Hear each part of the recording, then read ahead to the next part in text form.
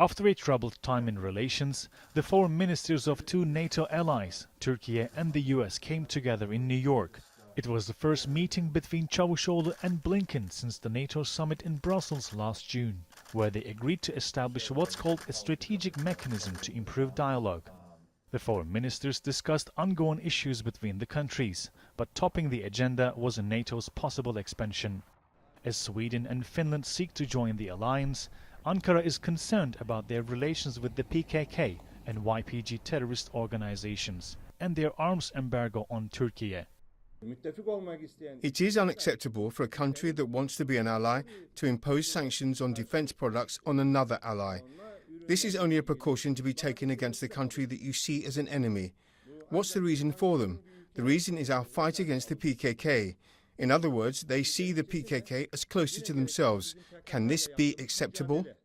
After all, everyone accepts that Turkey's concerns are legitimate, and we clearly state that these concerns should also be met.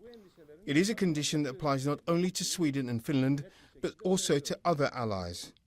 US President Joe Biden is due to host the Prime Minister of Sweden and the President of Finland at the White House on Thursday, as both countries seek US support for their bid to join NATO.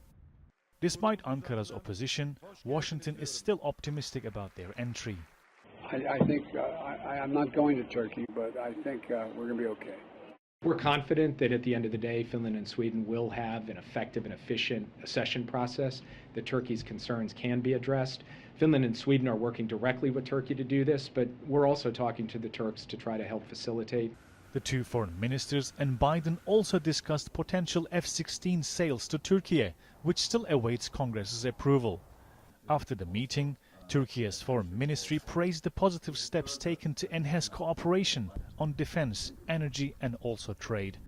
Last year, two nations reached a $28 billion trade volume and are working closely to achieve the goal of $100 billion. Despite a turbulent past few years, relations between Turkey and the US seem to be on the mend. The first meeting between the foreign ministers held under the US-Turkey strategic mechanism indicates that they are committed to brushing aside some differences. But with Sweden and Finland now seeking entry into NATO, a key difference remains. And it may all come down to whether the US and Turkey are on the same page. Untitled Chapter, TRT World, the United Nations.